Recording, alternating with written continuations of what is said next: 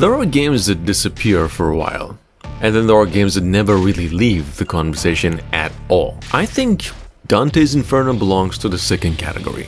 I mean, the game was released in 2010, 16 years ago. It was EA's bold attempt to stay directly into the same space occupied by God of War, but instead of the Greek mythology, it pulled from something far older, heavier, more structurally symbolic as well, Dante Alighieri's Inferno. The result was a fast, brutal action game that reimagined the 9 circles of hell as fully playable environments, each one more surreal and disturbing than the last. And even though it only got a single main entry, it never fully faded away ever since. See, over the years, it has slowly built a kind of cult legacy. Not necessarily as a perfect game, but as a concept that always felt like it had more potential than the original execution could ever fully realize. And that's why in modern gaming discussions, the idea of a Dantes Inferno remake keeps resurfacing once every while. Not confirmed, of course, not officially announced by EA or any other studio tied to the IP, but persistent enough the fans continue to bring it up whenever conversations about remakes, revivals, or forgotten action franchises sort of come back around. And honestly, it does make actually a lot of sense. Because Dantes Inferno was never a small idea, it was ambitious right from the start. Here's the thing, the original game followed Dante as a crusader who returns home after war only to find his life destroyed and his love, Beatrice, dragged into the depths of hell. So from there, the journey becomes a descent through the 9 circles of hell, each representing a different form of sin, punishment, and psychological torment. I mean, that simply is probably one of the greatest backdrops in a video game ever reimagined. It wasn't just about fighting the demons, it was about moving deeper in a moral collapse, while the world itself became more distorted around the player itself. That structure alone was already perfect for modern reinterpretation, and that's where the idea of a remake becomes interesting. Because if you look at what modern technology and design philosophy could do today, Dantes Inferno is just one of those games that feels almost designed for a second chance. That's right, the original already had strong visual identity back then. Each circle of hell had its own atmosphere, its own enemy, design language, and its own environmental storytelling as well. But hardware limitations at the time meant those ideas were often simplified or compressed into linear action spaces rather than fully immersive worlds and spaces. So a modern remake would not have that restriction. Each circle per se could become a fully realized biome of psychological horror and mythological reinterpretation. Limbo could just feel like a faded, lifeless expanse now where nothing fully exists.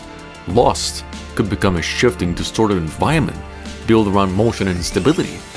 Gluttony could feel physically overwhelming with environments that just seem to consume themselves. You know, just work your imagination around it. And deeper layers like violence, fraud, and treachery could even become increasingly much more surreal, almost breaking away from traditional level design altogether. The further you go, the less stable reality becomes, and that's the kind of progression modern engines could finally support. And that is also where the remake conversation usually starts to heat up. Because fans aren't just asking for better graphics, they're imagining a more complete version of what the original was trying to achieve. Combat is another major piece of that discussion as well. The original game was heavily inspired by God of War at the time, featuring fast melee combat, combo chaining, dual path morality system where Dante could choose between absolving or punishing souls, affecting his progression and abilities. It was ambitious, but it also somewhat limited in depth compared to what modern action games can now achieve.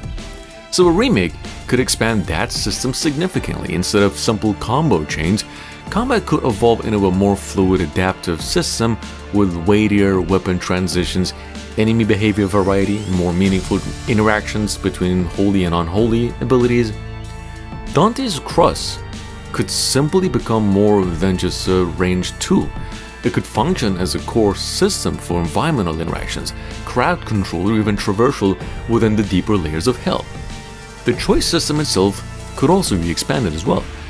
In the original, absolving or punishing souls mainly affected upgrades and visual progression. So in a modern remake, that system could influence narrative tone, environmental reactions, even enemy types, and countered later in the journey. It could also, make each player's descent through hell feel slightly different, depending on how they choose to interact with the world itself. And then, there's also the narrative side, which is arguably where a remake could make the biggest impact. The original adaptation took inspiration from Dante's library work, but reinterpreted heavily through a more action-oriented lens. A modern version could choose to lean further into the psychological and symbolic nature of the source material, while still maintaining the accessibility of a character-driven action game.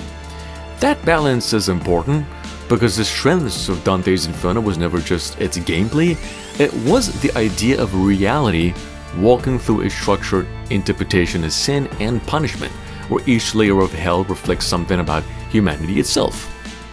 That concept, you see, still holds up extremely well today. In fact, it might hold up even better now, in an era where more games are willing to explore heavier, emotional, philosophical themes in video games. That's part of why the remake conversation keeps coming back. EA has not officially announced a remake, and there is no confirmed development timeline or studio attached to the project. However, the original game continues to be referenced, and discussions about dormant IPs that could benefit from modern revival, especially as the industry continues to lean heavily into remakes of early 2010 action games. And Dante's Inferno sits in a very specific category of those games. It's not forgotten, not irrelevant, just unfinished in a way that fans still feel it. So, visually, a modern remake would also have the potential to become something far more cinematic than the original could ever even achieve. Modern lighting systems, particle effects, environmental simulations, all that could turn each circle of hell into a fully dynamic experience. Whatever we're imagining right now, that kind of presentation would elevate the original concept significantly. But even beyond visuals and mechanics, what makes this idea compelling is just the atmosphere. Dante's Inferno was always at its strongest when it leaned into discomfort. Not cheap horror, but existential weight. The feeling of descending further into something you are not even meant to fully understand. The idea that every step forward is also a step away from something human. And that emotional tone is what a remake would need to preserve above everything else. Because without it, the game becomes just another action title with mythological enemies. With it, it becomes something more memorable, heavier, something that stays with players after they stop playing. And that is why the idea of a remake continues to persist in fan discussions, even without official confirmation. It's not just nostalgia for a 2010 action game, it's recognition that the core concept itself still has untapped potential. A descent into hell structured as a modern action experience with deeper systems, richer environments, more emotionally grounded storytelling. That idea doesn't feel outdated. If anything, it feels like something the industry is now better equipped to finally do justice to. And if Dante's Inferno ever returns in remake form, it will certainly not just be a visual upgrade of an older game, it would, without a doubt, be a second attempt at fully realizing modern gaming's most ambitious interpretations of literature, morality, and descent, finally built with the tools capable of bringing hell to life the way it was actually always imagined.